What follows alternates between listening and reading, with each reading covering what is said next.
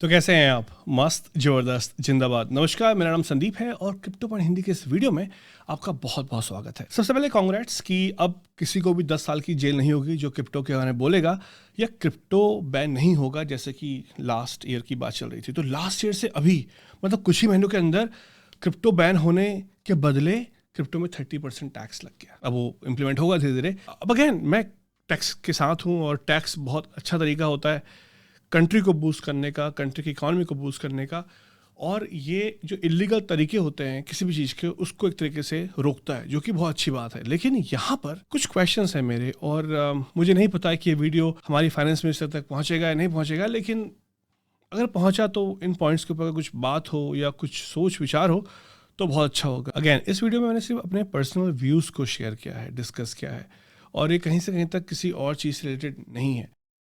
सबसे पहले कि 30% टैक्स हमने किस बेसिस में लगाया क्रिप्टो में, और क्या 30% टैक्स क्रिप्टो में सही है, या एक तरीके से बैन नहीं किया क्रिप्टो को लेकिन रिटेल्स को या रिटेल इन्वेस्टर को आने से रोकने की कोशिश हो सकती है। ये अगर आप इंडिया के इनकम टैक्स एक्ट के सेक्शन 115BB को देखें, 30% टैक्स इंडिया में लॉटरी, गैमलिंग वेबसाइट्स या कार्ड गैमलिंग के ऊपर लगता है। तो हमने बोला कि क्रिप्टो को हमने बैन तो नहीं किया, पर 30% टैक्स लगा के हमने उसको गैमलिंग की कैटेगरी में रख दिया।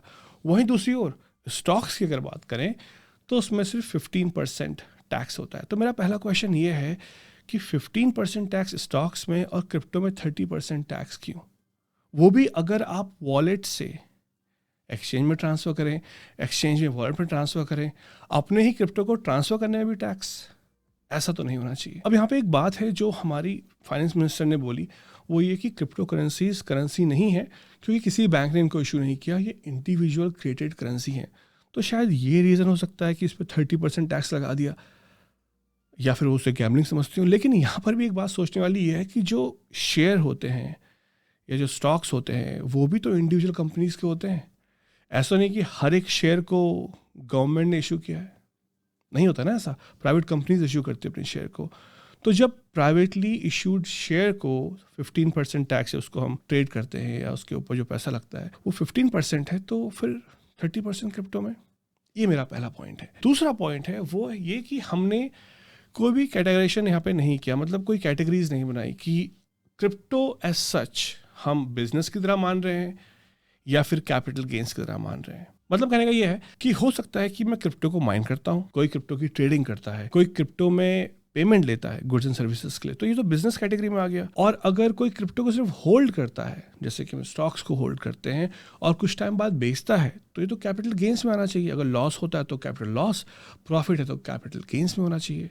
तो हमें ये बकेट करनी चाहिए जो कि अभी मिसिंग है। तो दूसरा पॉइंट है कि जो ब्रैकेट सिस्टम है पैसों का, कि 1 लाख तक कोई टैक्स नहीं, या जो भी करना है 2 लाख तक कोई टैक्स नहीं, और उसके बाद टैक्स इंक्रीमेंट अप टू 30%, और दूसरा बकेट सिस्टम, क्योंकि नहीं तो हम डिफ्रेंशिएट कर ही नहीं पाएंगे कि जो एक एक्सचेंज रन कर रहा है या जो माइनिंग का बिजनेस रन कर रहा है उसको हम कैसे टैक्स करें, और जो एक बंदा कभी कभी $100 लगा के या $100 लगा के अपनी होल्डिंग कर रहा है क्रिप्टो की, उसको हम कैसे टैक्स करें। और अगर हम 30% टैक्स रख रहे हैं इंडिविजुअल या रिटेल इन्वेस्टर्स के लिए, और जो हाई नेटवर्थ इंडिविजुअल्स हैं या फिर क्रिप्टो एक्सचेंज के मालिक हैं, तो फिर ये बात शायद बैलेंस ना हो, क्योंकि वो लोग इसको पूरा बिजनेस दिखा के कॉस्ट को वहाँ पे ऑफसेट कर सकते हैं, और हमारे पास कोई भी तरीका नहीं है कॉस्ट को ऑफसेट करने का। मुझे मालूम है कि मैं कोई नहीं हूँ ये बताने वाला कि क्रिप्टो को टैक्स कैसे किया जाए इंडिया में, लेकिन यहाँ पर मैं आपको कुछ एग्जांपल्स दे सकता हूँ जहाँ पर हम ये देख सकते हैं कि नॉर्मली क्रिप्टो को टैक्स कैसे किया जाता है दूसरी कंट्रीज में, और ये टैक्स रूल्स ऐसे हैं जिनको उस कंट्री की पब्लिक ने वेलकम किया है। जैसे यहाँ पे एग्जांपल देखें हम कनाडा का, तो कनाडा में CRA या फिर कैनेडियन रेवेन्यू एजेंसी क्या बोलती है कि the CRA generally treats crypto currency like a commodity for purpose of income tax act. Any income from transaction involving cryptocurrency is generally treated as business income or capital gains. और यहाँ पे आपको capital gains पे तब तक tax नहीं देना पड़ता जब तक आपके capital gains 13,229 से ऊपर ना हो जाएं। उसके बाद भी आपको capital gains के 50% के ऊपर ही टैक्स देना होता है। अगर हम देखें यहाँ पर तो 0 से लेके $13,229 तक कोई भी कैपिटल गेन टैक्स नहीं। इसके ऊपर अगर आप 13,230 से लेकर 15,714 तक जाते हैं तो आपको 7.50% टैक्स देना पड़ता है। कितना? जितना आपका कैपिटल गेन हुआ उसके 50% में, मतलब वही 1000 का 500 और 500 के ऊपर आपको 7.5%। वो भी कब? जब आपके कैपिटल गेन्स $13,230 से ऊपर है। ये एक ब्रैकेट सिस्टम है जिसको कैनेडियन गवर्नमेंट ने पास किया और यहाँ के जो सिटीजन हैं इसको बहुत ज़्यादा वेलकम करते हैं। इसके अलावा कैपिटल गेन के अलावा अगर ऐसा एग्जांपल हुआ था माइनिंग का, या फिर अगर आप क्रिप्टो करेंसी को एक्सेप्ट करते हैं गुड्स एंड सर्विसेज के लिए, तो वो बिजनेस इनकम में आती है और बिजनेस को कैरी करने के लिए लगते हैं पैसे, रिसोर्सेज। तो आप उन रिसोर्सेज और पैसों को ऑफसेट कर सकते हैं। उसके बाद जो आपकी इनकम है वो फिर आपकी एज अ बिजनेस टैक्स के अंदर आती है। तीसरा पॉइंट है मेरा CBDC के अराउंड। तो हम बात कर रहे हैं कि हमारी डिजिटल इकोनॉमी बूम होगी CBDC के थ्रू, जो कि ब्लॉकचेन में बेस्ड है, और हम ब्लॉकचेन की बाकी प्लेयर को, बाकी क्रिप्टो करेंसी को बिल्कुल नज़रअंदाज कर दे रहे हैं। कैसे? 30% टैक्स लगा के। तो डिजिटल इकोनॉमी बूम होगी, बिल्कुल होगी, होनी भी चाहिए। लेकिन मेरे हिसाब से इंडिया को CBDC की उतनी रिक्वायरमेंट अभी नहीं है जितनी कि क्रिप्टो को ढंग से रेगुलेट करने की और उसको कम टैक्स ब्रैकेट में लाने की। 30% टैक्स से हम सिर्फ पब्लिक को पुश अवे कर रहे हैं, उनको वेलकम नहीं कर रहे हैं यहाँ पर।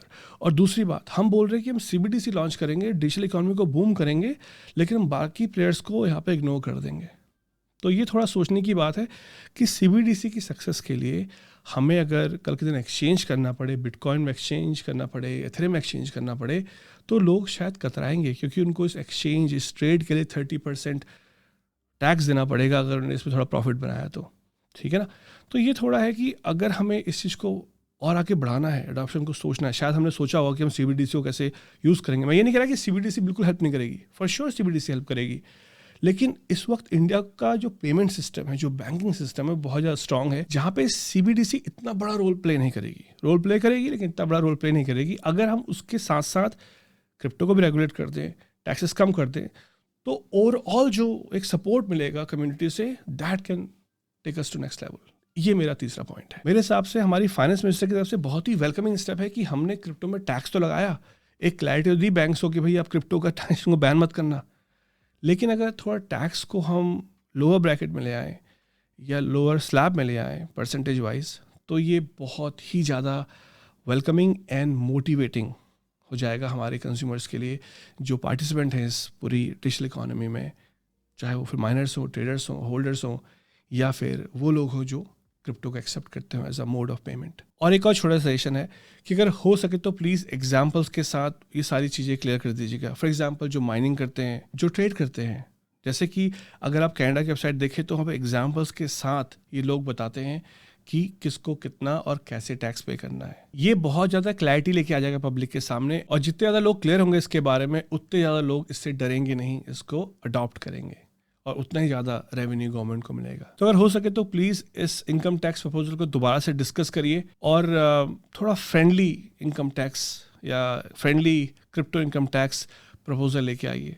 आई मीन ये जस्ट सजेशंस हैं मेरे कहने से कितना इम्पैक्ट पड़ेगा नहीं पड़ेगा आई डोंट नो, पर मेरे मन में जो पॉइंट्स आए और जो अक्रॉस द वर्ल्ड हो रहा है उसको देखकर जो मुझे लगा, मैंने वो आपके सामने प्रेजेंट किया। तो दैट्स इट, इतना था आज के वीडियो में। होपफुली आपको वीडियो पसंद आएगा। और एक और बात, इस वीडियो को शेयर करना आगे जितने लोगों से हो सके, ताकि ये पॉइंट्स वो लोग भी आगे कम्युनिकेट कर पाएँ, बता पाएँ कि वर्ल्ड में क्या हो रहा है, कैसे capital gains, capital loss, business gain, business loss में रखा जाता है क्रिप्टो को, और ऐसा ही कोई टैक्स रूल चाहिए हमको इंडिया में क्रिप्टो के लिए।